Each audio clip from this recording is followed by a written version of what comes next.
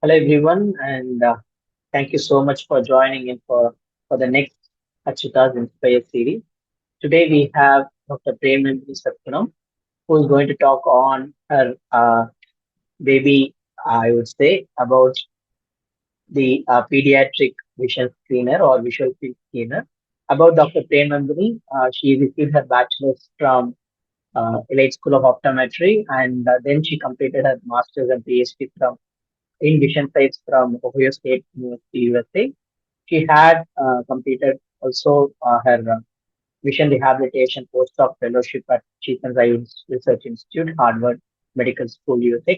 Her current research interests are binocular vision, vision therapy, and orthoptics. Also, her focus is mostly on understanding and measuring the visual functions, especially the visual field in pediatric population. Thanks again for joining us, Dr. Premnandhini. Over to you, and the screen time is yours.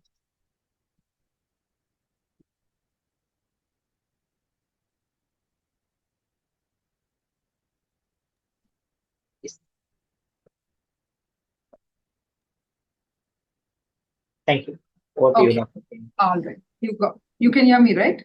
Okay. Yes. Okay, perfect. So I'll just share my screen. Oops. Hold on. Okay, sorry about this. I think it's going to be a little buggy with how this mouse works. Okay, you can see my screen. Yes, And I can see and hear. Yeah. all right, you can hear me also. Perfect. So thank you very much, Gopi, and also thanks to Saranya for sort of have inviting me for your Inspire series.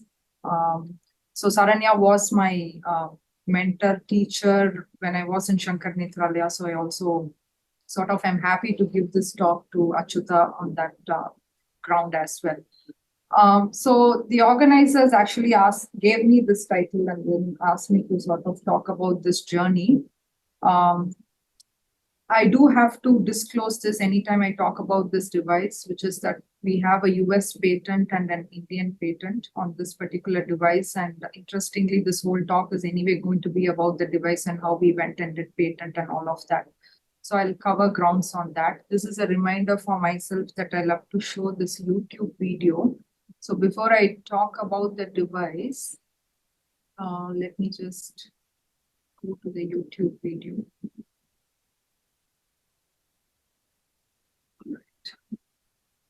So sorry about this. There will be a time. Detecting vision defects in infants is a challenging task for doctors because there are no devices available to do so. Now, to solve this problem, a team of doctors at the LV Prasad Eye Institute in Hyderabad have made a new machine called Pediatric Perimeter to diagnose vision defects in infants. Science Monitor brings you this report. Every year, nearly 1.7 million infants in India are born with birth defects that affect their cognition or learning, hearing and vision. While it is easy to detect vision defects in adults because they can follow instructions, read and respond, detecting vision defects in infants is difficult. Conventionally, doctors test vision defects in infants by bringing bright toys near them and recording their response. Although this method is reliable, it cannot provide a quantification of the visual field and reaction time. Visual field is the total area in which a baby can see objects inside or peripheral vision when the eyes are focused on a central point. The reaction time is the time taken by a baby to respond to a light stimulus after it appears. Both visual field and reaction time are used by doctors to know if a baby has a normal vision. Normal infants have higher visual field and faster reaction time. To test vision defects in infants, a team of doctors in Hyderabad has made a new device that can measure both the visual field and reaction time. They published their research in the journal Translational Vision Science and Technology, Volume 6, year 2017. We are actually partnering with some of the local city hospitals to find out how normal babies are actually reacting and what is their normal visual fields. And in the next phase, we will actually more carefully study it on babies who have problems, babies who have cerebral palsy or mental retardation, developmental delays, some brain damage or birth trauma, etc. As we begin to give early intervention therapy and several other treatment procedures, we will be able to find out how they are improving. So this device can be used as a marker to find out how babies are progressing or if there is any progress or deterioration due to the disease itself. This new device to diagnose vision defects in infants is called the Pediatric perimeter. It is made of a dome-shaped chamber that has many small lights or LEDs fitted inside at regular angles. The lights can be switched on and off using a remote computer. The baby is placed on a mattress and is slided gently inside this dome.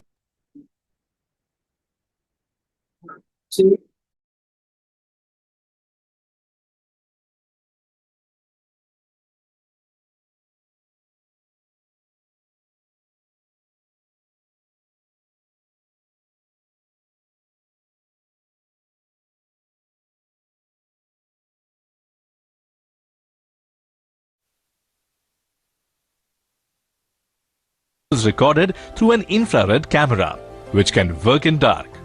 A technician analyzes the camera recording and enters the data into computer software, which quantifies the visual field and reaction time. This helps the doctors to know if the baby has vision defects or if the baby is normal. The doctors have tested the device in 19 infants aged 2 to 12 months and validated the results with 10 adults. They have found promising results and are now planning studies with more number of infants. This device will be a valuable tool to diagnose and manage vision problems in infants born every year in India. Okay, so Gopi, did that play out okay? Yeah, very well. All right, thank you. So sorry about the glitch in between. So anyway, so I showed that video because that was, we published this paper in 2017 and then the article sort of got covered in a newspaper, and Rajya Sabha TV actually contacted us and they wanted to do a coverage.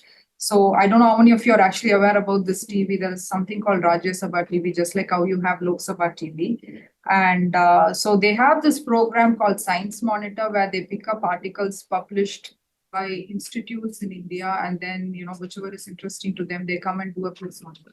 They actually did a very nice job of presenting what we had written up. I think they did it in a much better way than what I would have done. So I showed it because it comprehensively gives a background to what this device is about and why we went about doing it. So because it's titled as, my journey, but it actually should be our journey. And in fact, it's the journey of this device. So that's the perspective from which I'll be talking about. So we started this device it came out through a hackathon, a workshop in the year 2013. And at that time, we called it Peri or Pediatric Perimeter, and it eventually became what we now call it as BaViS or BaViS, like babies. So that's the baby vision screener. So that's when it transformed that way.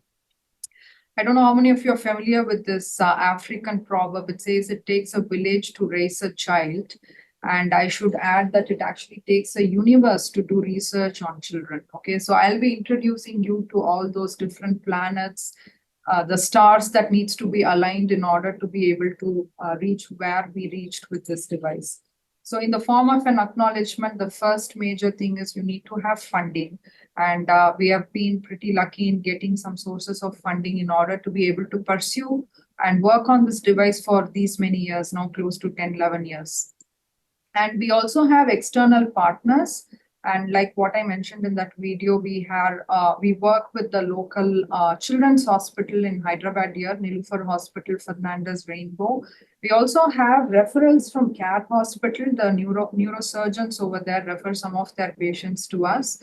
We also have an external collaborator, Dr. Mugli, who's a data scientist who has helped us. Forus is one of the main sort of industry partner for us with whom we are working in order to build the device.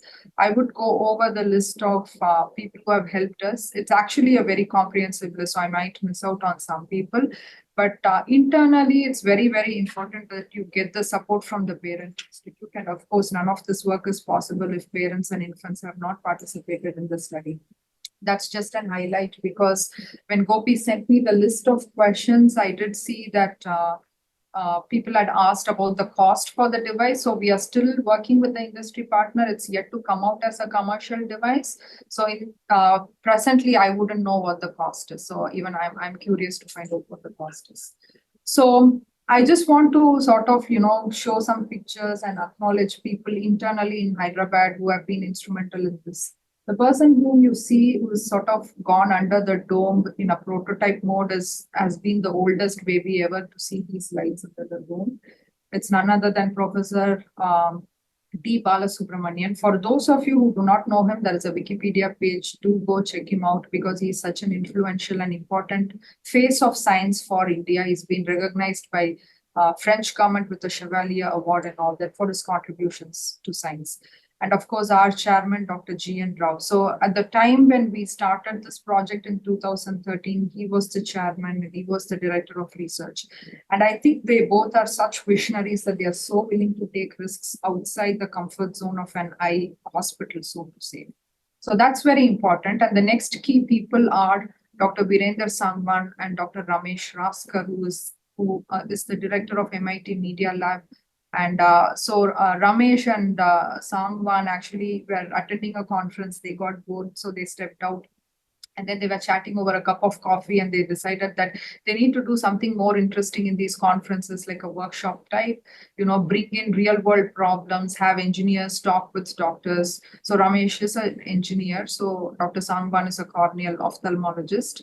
And so they came up, it was their brainchild idea to put this engineering the eye workshop, the first one that happened in 2013. It was so successful, so much of energy that they decided that they'll have to open a whole center for innovation, and that's how it got inaugurated. And we got Dr. Kalam to come and inaugurate. So this YouTube video is actually sort of a snapshot that will tell you. I'll just stop sharing. Escape out of this.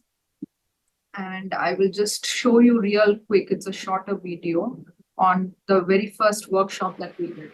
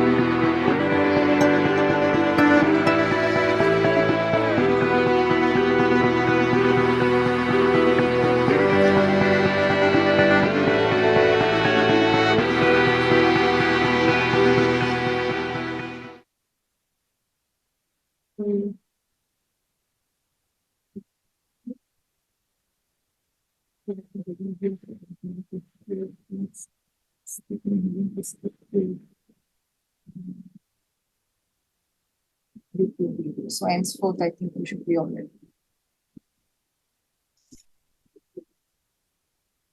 Okay, so that sort of is the genesis for what I suppose ignited and created the Innovation Center at LV Prasad Eye Institute. So we do have a lot of engineers, designers working in this place. So in the very first workshop, Kapil, whom you see here, actually was an engineering student at that point in time in 2013.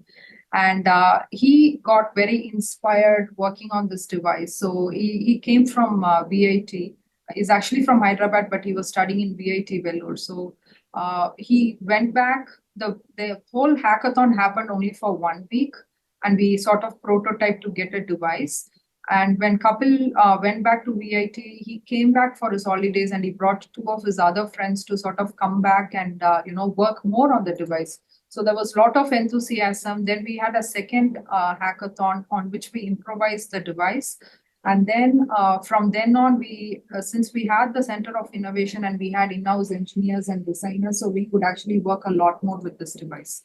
And there have been quite a lot of optometry students and research optometrists. So Saurav is one of the key person over here.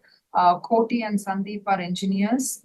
And I also had third year Bosch and Lomb School of Optometry students who have worked on little parts of this device as their third year project. So I've been lucky and fortunate to have a very good team of clinicians, clinical students, designers, engineers, my current lab, and over here, Ananta Padmanabhan and Monica is doing a PhD using this device.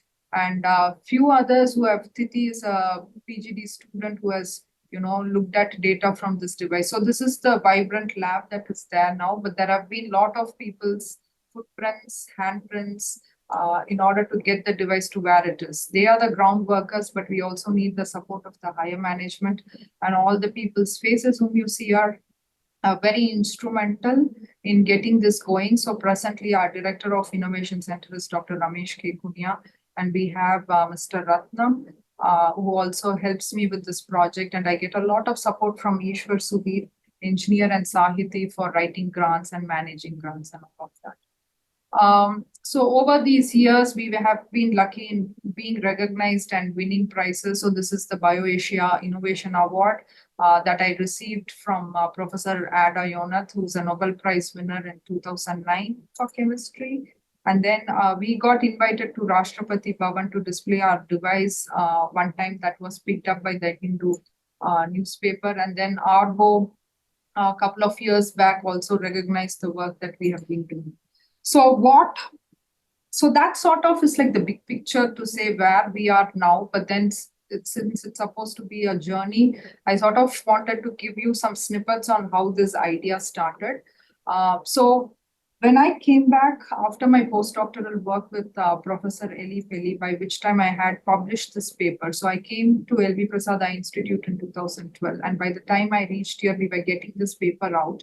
And this paper was saying that, you could have an anomalous retinal correspondence to expand visual field in case if there is hemianopia, which means for you to have anomalous retinal correspondence, you should have strabismus, right?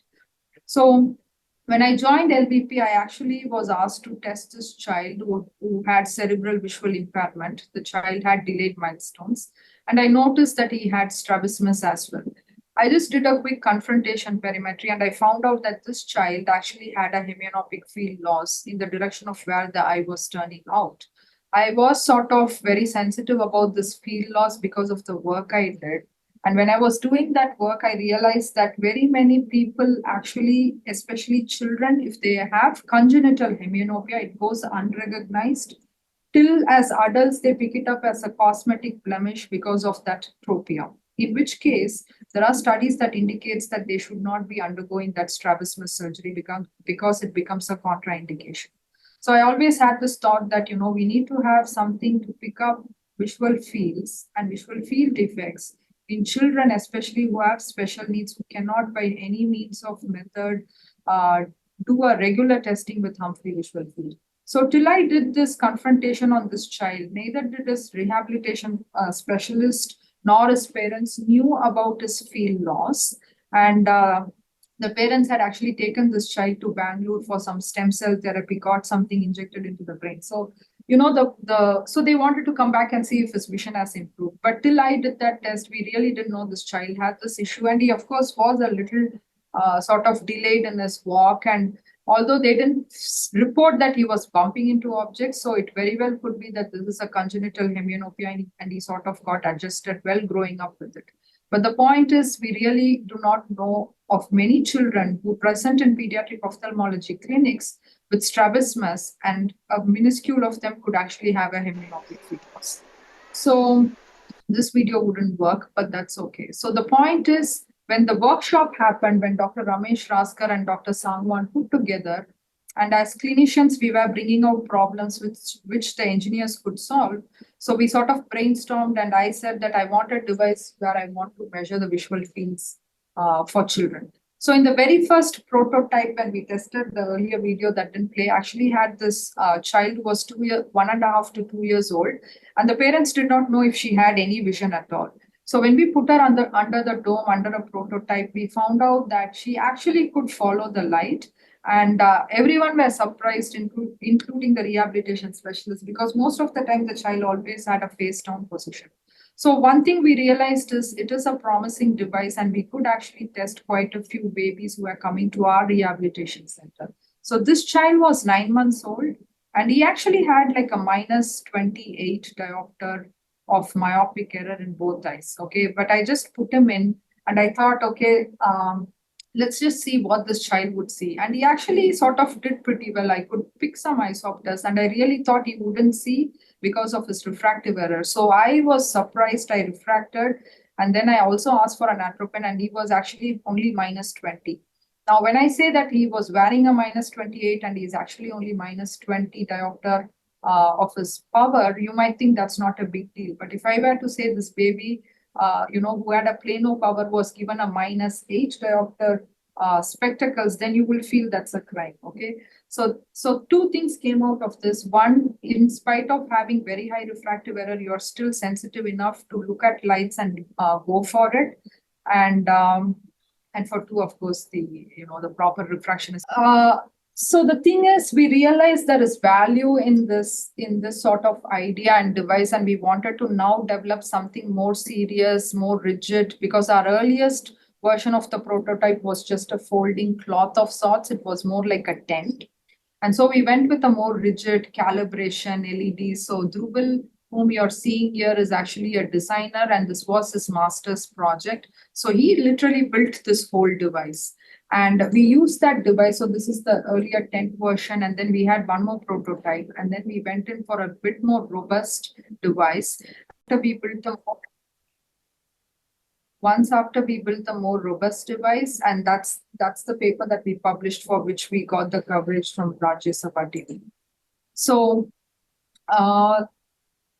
this was the device, and there are better videos, but this video is actually playing, but you might not see the video move. But this was the earlier version of a graphical user interface.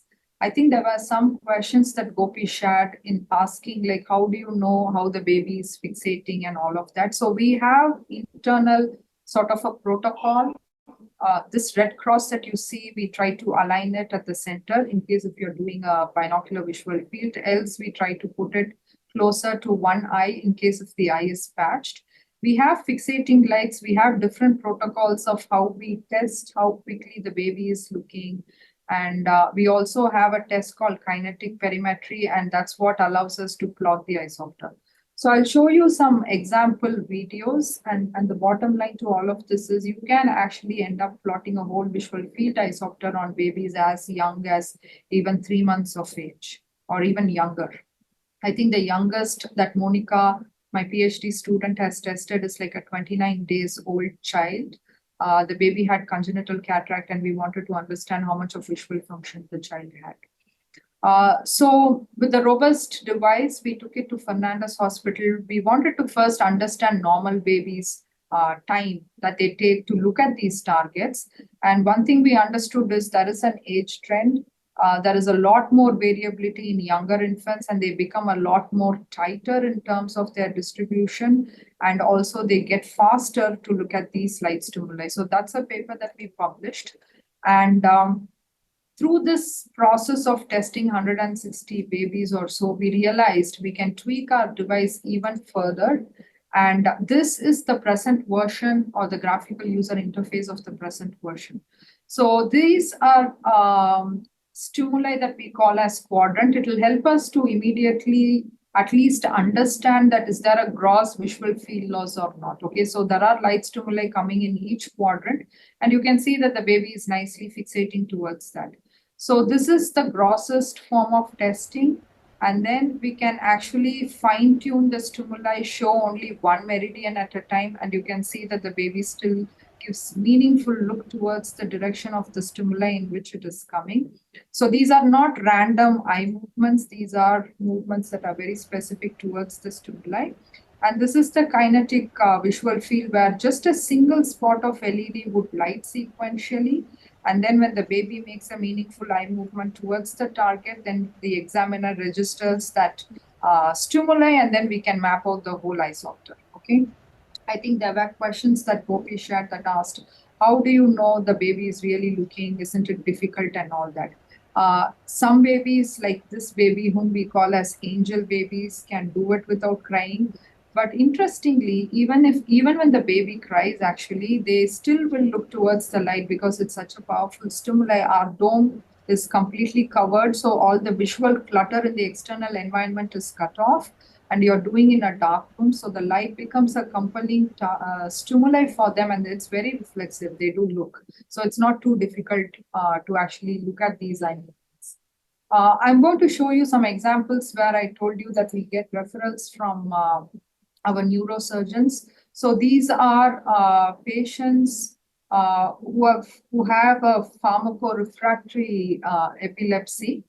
And so this child actually had a trauma. We didn't know about this because we just tested the fields, and then later we were actually catching a hemianopic field loss. If you can see it, that is that right field loss. So this is the white portion is the seeing portion. So we realized that we can do it on adults. So they have done Humphrey, but you can say that it says like, there is lots of fixation losses. It's very unreliable. So because the BaViS is more sort of like feasible for young babies. So adults who have cognitive impairment, who are unable to actually do the regular Humphrey, they can actually do this test, and we have been able to plot isopters for them. So we do get referrals from neurosurgeons because they have these patients with pharmacorefractory epilepsy. What that means is their epileptic seizure is not going away with any medicine. So that warrants for a brain surgery, and that brain surgery could involve lobectomy. And if the origin of the seizure is from the occipital lobe, they might cut out a piece of occipital lobe, which will result in patient having blindness, depending on how much they're going to cut out. So the surgeon wants to know whether they have a full field before they do the surgery, because post the surgery, like in this child, they can end up with a hemianopic field loss. So if the child is already having a pre-existing hemianopia, post the surgery, they could end up with blindness if that is the region that they have taken out is corresponding to the seeing field. So it becomes a pretty crucial test for these people. And when they cannot do the Humphrey, then we do the BaViS on them. So sometimes these patients can cooperate for Humphrey also. I think one of the questions that had come out is, how do you know what you're testing is reliable? So on adults on whom you could do both Humphrey and BaViS, we sometimes do this counter check and see whether these are reliable. But of course, on babies, it becomes a little difficult.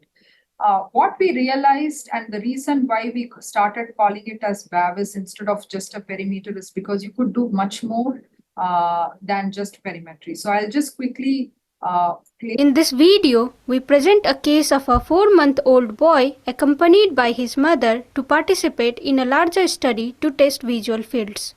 The mother complained of the infant having a droopy eyelid in the left eye since birth.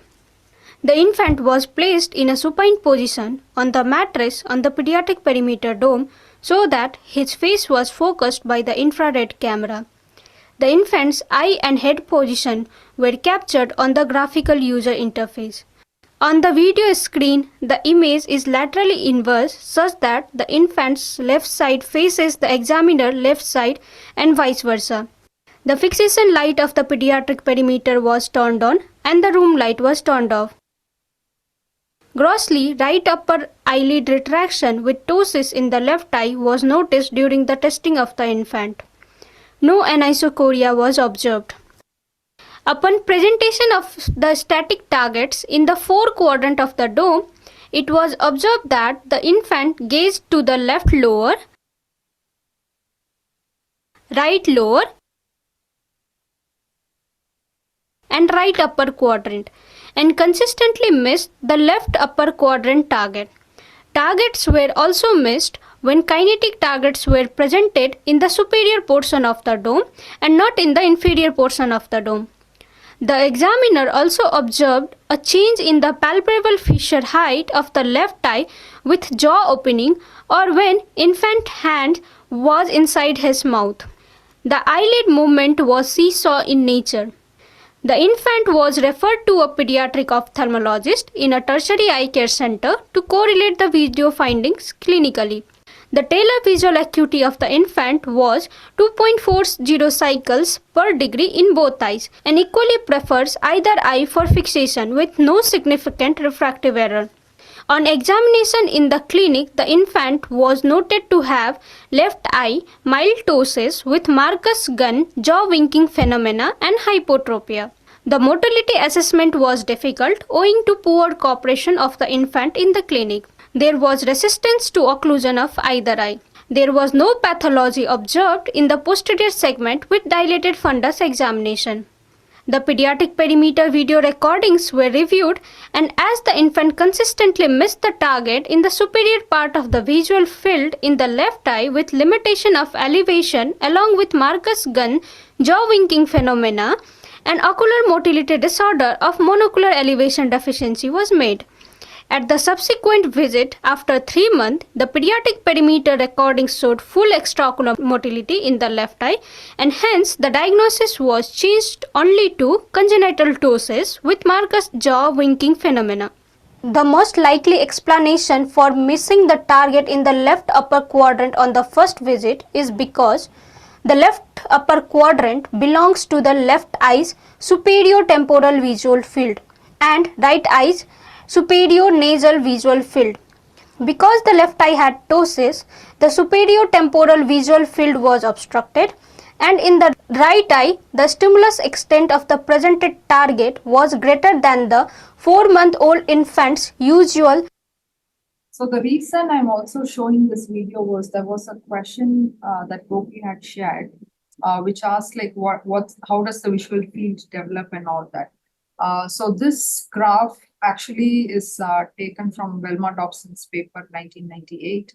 And you can see that they do show that, at a younger age, the field appears a little constricted. And as you get older, you can actually reach the adult levels. This is with their device, which is more like a double arc LED perimeter.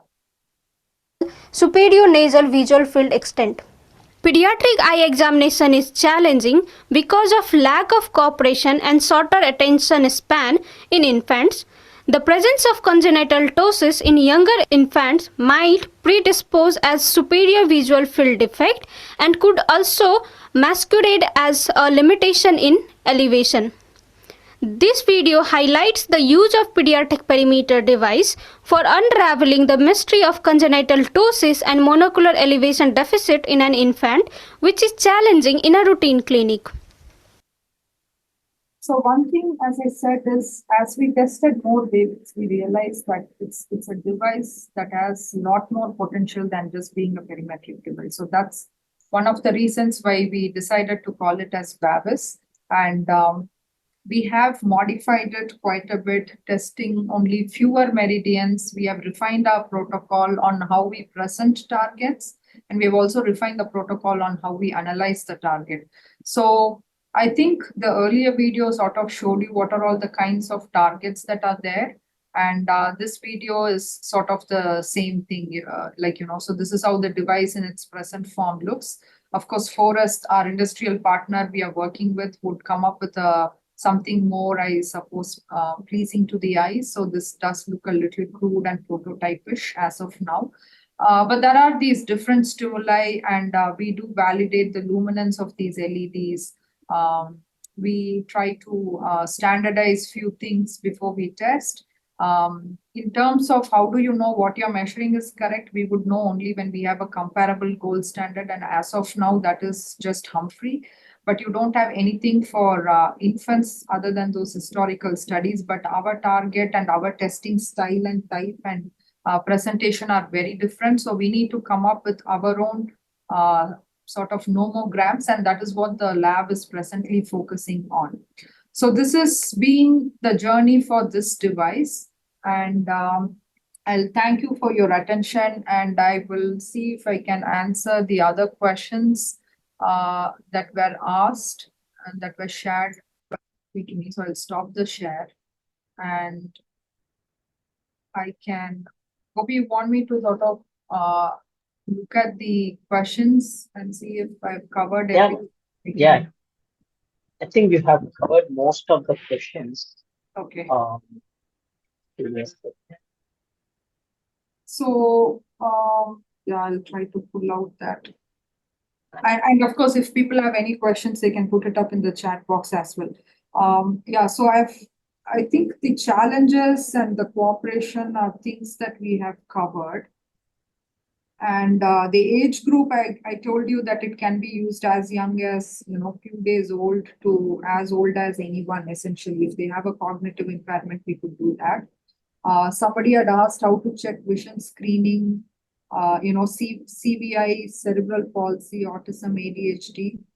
So we do get referrals from our rehabilitation colleagues, sometimes sending their older or younger children and wondering if there is any field loss. So we have been able to test that. We also get referrals from our pediatric ophthalmologists when they see an strabismus, because after sensitizing that, you could have congenital hemianopia in the presence of field loss. So some of the times children get referred for any head turn, strabismus, if they want to rule out any field loss. So we do test them in this. Somebody had asked if this can be used in elderly patients with cognitive issues. Yes, I've covered that, and we can use it. The working mechanism of the device is fairly simple. It's essentially preferential looking, and you have a light stimuli, and that's very compelling, and therefore you are reflexively looking at it. What else? Okay, so commercially available, not yet. Somebody had asked, can we use Leah flicker instead of this? Leah flicker gives you an subjective idea of, whether there is going to be any gross field loss or not. We are also using a very similar idea, although our light stimuli is not flickering. But then in a dark room, it becomes salient enough that you don't have to flicker the target. The problem with the Leah flicker is you do not know where you're pointing at, so if the quantification becomes a challenge. But as of now, commercially, what is available for visual field testing for infants and young children is just the Leah flicker. Okay, so that is still in the market. But in terms of accuracy, that's questionable because it's very subjective. Okay, so. And then there were questions on fellowship and all of that, which I think is beyond the scope of this presentation. We have received a good number of questions in the chat box now. Yeah, first question is from Niveta. Can this be used in infants with seizures or any other epileptic conditions, I think? Yes. So one thing we were worried as well, because there is photoepileptic seizure. So if you're going to present a flickering target, you could induce a seizure. I've heard that number is very low, and for one, we don't flicker our targets. But so far, we have not had any touch wood infants going into seizure because of the stimuli per se. But we have had seizure patients referred to us from the neurosurgeons, and most of them, as I said, they are pharmacorefractory seizure. So some of them actually have so much of a seizure, meaning like, the cycles are so rapid. Okay, within 10 minutes, you will see them having a seizure attack. And these are not like very, very visible seizure. They call it silent seizure. So when the child has it, their eyes could go up. It'll appear like they have lost their attention. So that has happened, but the device or the stimuli by itself actually is not very contraindicated in this patient. So you can test. The next question is, how do you ensure that the child doesn't move during the test? The child is going to move during the test. Okay, so in the way I've shown, there is a bed below the dome and there is a silhouette sort of a thing cut out sort of to minimize the movement. So one thing is, still about 8 months, it's very easy to test normal babies. Beyond that, children immediately when they get bored, they're going to turn over, try to crawl out and come. That's the challenge with the normal babies. But the babies and the patients we get from rehabilitation colleagues, most of the times they are just lying there. They are not very uncooperative. The nice thing with the device is you can actually move the bed if it is a smaller child, or you can move the dome and reposition it. I don't know how many of you appreciated it when I showed the video that there is a repositioning that we always do. So yes, the baby will move and you sort of move with the baby in order to make sure that you're centered. Yeah. The next question is, likewise, we do in Humphrey. Is there any normative data for these kids or the infant assessment? Yes, so that is, we are working on a manuscript, and the normative comes for the reaction time. So everything is actually the reaction time, even on your kinetic perimetry, right? So I show the stimuli, it's coming at a certain speed. We have it like 3 degrees per second or 6 degrees per second, whatever you fix. So in a given time, how much degrees has it traveled? So that degree, you can then compute it and say what is the visual field extent. One thing we realized, and so even in the TVST paper or the PLOS1 paper, we only were giving reaction time to our gross stimuli. The kinetic is a bit more challenging, so we don't want to put out anything as yet. So we are taking time to analyze this data. We have tested close to 1,000 babies, and we got some useful, or rather, there were about close to 693 babies or so on whom we have a nomogram. So we should be getting out that paper. That nomogram will serve as a reaction time nomogram for the different static stimuli. Kinetic is a whole another story. We will have to work on it and get it. The other thing is, ours is a supra-threshold target, and therefore the Dobson paper, which is why I spent time to sort of pause there and say that that's Dobson's paper and that's the extent that they are showing an expansion. One thing to question is, we know that your reaction time also improves with age. So the question is that a true constriction, or is that just the baby was too slow when they were 3 months old? Okay, so that's a conundrum we need to untangle. So we are thinking on that and working on it. But in the way we have done our test, most of the babies seem to have comparable field isopter limit, so to say. But I don't want to put out anything too quick because we have to give a lot more thoughtful thinking into that. So the nomogram, yes, for reaction time on static stimuli, kinetic, we still are thinking about it and working through it. And I think with continuation to that, 2 more questions we will take it up, like 3 more. Depending on the targets, how is the target size varies as per the age? And is there a illumination for the dome as per se, like how we see it? Humphrey, there is a white background, white on perimetry. How is the background? That's what I think the person is asking. So we don't have a background illumination like how, or I should say background luminance, like how Humphrey has, okay? So this is a complete dark dome, and then LED is the only light source, which is why I said it's a supra threshold. you can threshold it over here, but in the baby world, given that we have nothing to start with, we went with supra threshold. The idea being that if they fail on a supra threshold, then that means they must be really having a gross field loss. Our idea is a screening to say how bad that field loss is.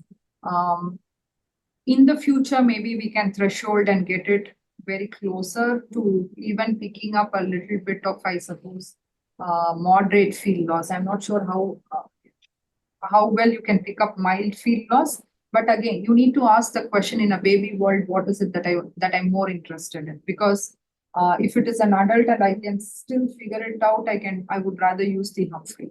Okay, so that's the thing on the background luminance. And then what else you asked, Gopi?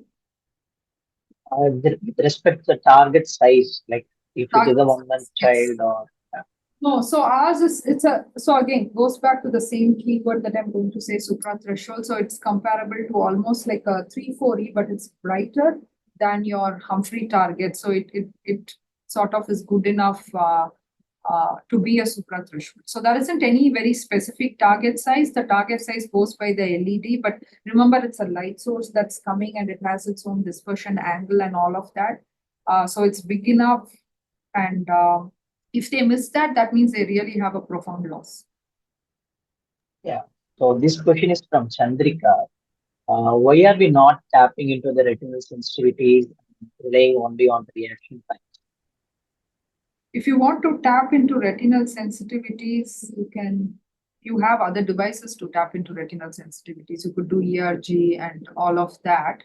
The reason why, see, we are interested more in a functional vision domain. Okay, I want to know if this child will have a problem climbing down the stairs. So I need to have a test that is much closer to their functional vision, which is why, if you think about it, your Humphrey is not actually close to your functional vision, because for one, you patch one eye. In the real world, you walk with both eyes open. And for two, you're showing a tiny speck of a light and you're asking somebody to press a button.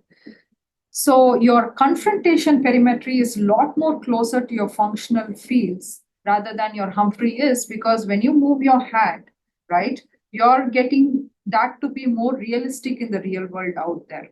And given BaViS is supra threshold, we think it might be more closer towards the functional field. And we are relying on the reaction time because that's our surrogate measure to say if there is a field loss or not. So that's why we are relying on the reaction time. I think one last question is, what is the average or normal reaction time which was noticed? So that the PLOS one paper gives you that. It's binned by age groups 3 to 5, then 5 to 7, greater than 7 to 9. The reason for binning them was we were visiting a normal children's hospital, and these babies were coming for their vaccination visits. And so that's the time spacing for vaccination shots for these babies. And so you can see that there is no one reaction time for all of these babies. They are improving with age. The youngest, like 3 months, could be as high as 800 milliseconds. And by the time they are 7 to 9 months, they are almost hitting the reaction time of 200 250 milliseconds, which your saccadic reaction time for an adult can be 180 to 200 milliseconds. So they are almost there. But then take it with a pinch of salt that this is supra threshold. It's not the same target that psychophysical studies would have done with saccadic latencies. Okay, but on this, they seem to sort of saturate, or at least till the age where we tested, by 9 months, they are pretty good. We also tested few adults and they were falling in the same range around 180, 200 milliseconds or so. Also, in our protocol, we were cutting off express circuits because we weren't sure if that was purely reflexive or random look or something. So we chop off any reaction time less than 160 milliseconds. But again, that's in the baby world. That's why we do that. Yeah, I'll take the liberty of asking the last question. Like, how difficult was it to get the consent from the parents and do the entire procedure? Yeah, so that's a good question. So when we were when, in our institute, right, we have children with eye problems. So getting a consent isn't difficult because parents are very willing to take part in anything that will give them more meaningful information. So It was unfortunate I couldn't show you the video of that 1.5, 2-year-old first child we tested in that tent. Okay, it was a very rudimentary prototype. That father wasn't sure if his baby is blind or not. Okay, and for she would keep her chin down, and when people do the test in the clinic, fixates and follows slide, the girl actually did not respond at all. And when we put her in this dome and when we tested for the first time, we saw a tracking eye movement, right? And the rehabilitation professional, that person was very impressed. The father understood that the child has some vision, and all of us did. So it was that moment we decided that there's value in pursuing this disease in this device, right? So consent is not difficult when it is a child having a vision problem. And when we went to Fernandez and when we were doing that vaccination shots, right? Over there, we explain everything because it's a different hospital and we are doing eye testing. Obviously, they know we don't belong there, so it's very, very important that we always take an informed consent and explain that this thing that we are doing is for research, okay?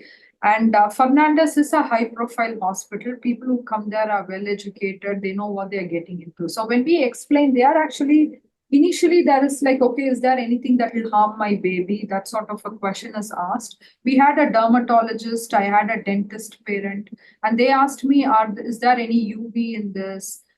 So when we say, no, this is like your infrared camera that's used in CCTV and all of that, they know that already. I don't have to explain to them that it's not harmful. And they were fine. And the best thing is that once they see their own baby video, because we show them the video, they get super excited. And then they bring in friends and they wanted their babies to be tested. And it's sort of like a word of mouth thing also. So it's not very difficult. It wasn't very difficult. But the nomogram paper that we are working on, we had to do it sort of COVID hit us. And then we had a rejection rate of almost 46%, understandably so, because parents didn't want to spend so much time in a hospital. Prior to that, I think the rejection rate for participating was 16 or 20%. So it did shoot up. But yeah, getting normative, especially if you're going to occlude one eye, is going to be a problem. I don't think we'll ever get there unless we have, beyond putting an eye patch, we'll have to come up with something clever for monocular nomograms. But at least we have binocular. So again, we work around with what we have, and that's what we have. Yeah, I think we don't have any more questions. And thank you so much for like showing the evolution of the entire babies and that showing the importance of collaborative research, multidisciplinary approach, be it a small device. Like we might think, okay, it's just a visual field analysis and things like I believe every instrument should have taken up a similar evolution in terms of understanding the basic normative data and then integration, putting up it as a device and then commercialization. I hope and I wish you all the best to commercialize it as soon as possible so that many kids all over the world get benefited out of the babies. And thank you so much for your time and thank you audience for patient listening. Thank you. Hey, thank you so very much, Dr. Gopinath, and I apologize for the glitches that happened in between, but I think we still got it in time. Thank you everybody. And thanks for all the great questions. That was a good list of questions, and so that helped me curate my presentation accordingly as well. Thanks.